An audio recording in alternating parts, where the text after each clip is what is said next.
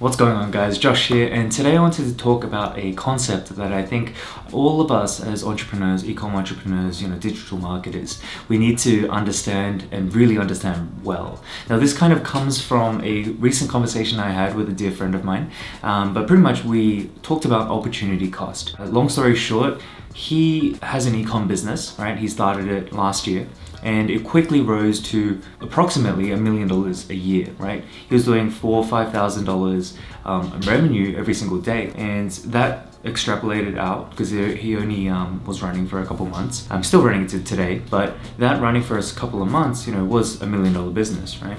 Now, if he was to remain on that trajectory, he's a young guy and he's hit, pretty much ecom fame, I'd say. When you hit those kind of figures, it's very easy to be like, yes, I've made it, it's amazing, right? But the problem was that he became complacent, and honestly, he didn't realize how he even got there, because with the iOS 14 updates, the business has ever since scaled back to about 25% of capacity, and that's been a big hit to him, and he hasn't been able to figure out, because just lack of experience, how to get back up to those figures or how to get the business back on track. We had a recent conversation because he was asking me, hey, look, the business is struggling, it's at about 1K a day, but he still has staff costs, material cost, all these kinds of costs, rent, all these costs that need to come, right? Facebook ad costs, all that kinds of stuff. Now, he was saying, oh, look, it's time to pay the staff, and I need to pay them $1,500 in wages plus taxes, right? So, but he's in the bank, he just didn't have that. Now, luckily, I helped him set up some cash structures or rules so that whenever the revenue was coming in, he would have savings in these other bank accounts, right? So that for a rainy day like this. I started to ask him the question of like, okay, I wanted to figure out like, what is he doing? Like, because I want to mentor him, teach him, to guide him, right? He had $1,500 of cost that he needed to pay, but I'm thinking like, okay, I need to get an idea of what's going on in his head. So I asked him, okay, what do you do? And this is a bit of a story time video. From 8 a.m., right, until 4 p.m. he's working. He's working in the business, right?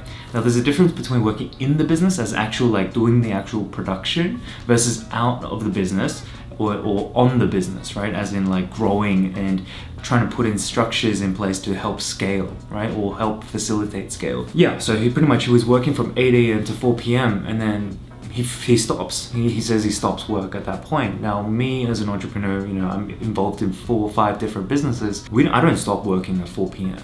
Of course, with my wife, I spend time to, make sure that my relationship with her is priority. Up until, when I sleep, 9 or 10, 11 p.m., I'm pretty much working, right? I'm either helping students or building out my own, building out structures, new campaigns that I'm running, all that kinds of stuff. So I wanted to ask him okay, what are you doing after 4 p.m.? Because you should still be working on the business, right? Because especially when your business is scaled back by 75%. I found a great opportunity to pretty much teach him the idea of opportunity cost, because what he was telling me was that from 6 to 10 p.m. he was working as an Uber Eats driver, delivering food for people, and that to me was such a shock. I actually got pretty upset at him. Well, I shouldn't have, but I got upset because he just didn't see the value of his time. This is a young kid who has built a business that can generate $4,000, $5,000, $6,000, right? Why would you value your time so low, right? I'm going to show you on a spreadsheet the actual financial cost of this opportunity cost, but there are so many other variables that come into play in terms of fulfillment, all of these time with family that he's giving up just in order to pretty much pay the bills, right? So in his mindset, he was thinking, if I earn $9 to $13 an hour delivering food, it's gonna bring some cash flow in, and he had some bills that he needed to pay, and medical bills and all that kinds of stuff. But so yeah, all the power to him. But I just really needed to get him to understand this idea. So pretty much, I believe as an entrepreneur, rather than working for $9 or $40 for 4 hours every single day, I would much rather you guys to spend time working on the business so the business can generate a couple $1,000s extra per day, because it's already been achieved, especially for this guy, right? It's already been achieved, so it's only a couple levers need to be pulled in order for that to come back.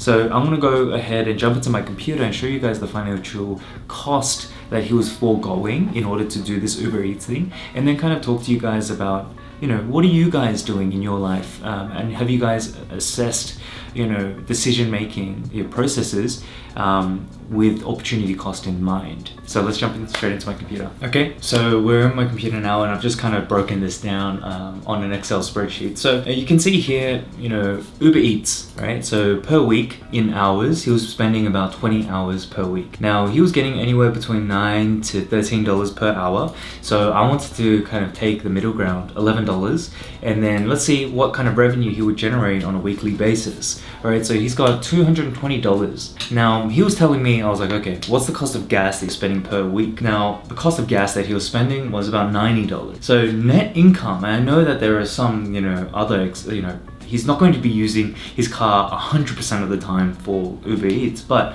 nonetheless, I'm gonna just take that as a number. Net income was $130 per week. Now, if we break that down to a per hour basis, so if we do 130 divided by 120, 20, he actually gets $6.50 per hour. Now, that is crazy to me. And I told him this, like, specifically, this is absolutely mental. You cannot do this, especially when your business is scaled back at 75%. He was telling me, I was like, okay, what is the cost, right? Like, what could you save in terms of the business? If you were to, for example, work 4 extra hours in the business from 6 p.m. to 10 p.m., rather than hiring a staff to do the work during the day, you would do it at nighttime during this time. And he said $650. So he was saying, okay, I would save $650 if I was to do it myself. So by going ahead and pretty much doing the Uber Eats and not, hiring the staff and everything, his business every single week is losing $520. So not only is the business now scaled back 75%, he's now, because of this one operation, he's now losing $520 every single week. Now, if we kind of put that out to a year, that this decision that he's making is now going to cost his business $27,000 per year.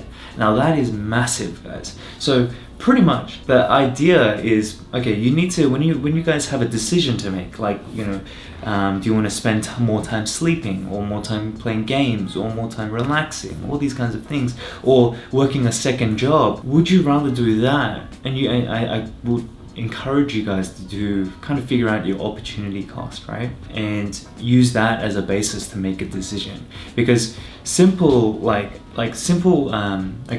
logic for myself, like common sense, right, tells me that I should be working, or he should be working the extra 4 hours every single day in his business, and then rather than losing $520 per week, he could be making $650 potentially. Like, let's say he just takes a cut of that, and then therefore he can cover his financial, the bills and everything that he needs to pay. I would much rather he work in the business. And I had this very stern chat with him to kind of talk to him and say, look, this is the cost of your decisions, right? As an entrepreneur, your decisions matter. Yeah, over the span of a day, it doesn't look so bad, but when you kind of extrapolate it out to a week, a year, 2 years, 3 years, 5 years, the cost can be insane, right? If let's say he continues on this route, he's gonna lose over 5 years, right? $135,000. Like that is just absolutely mental. So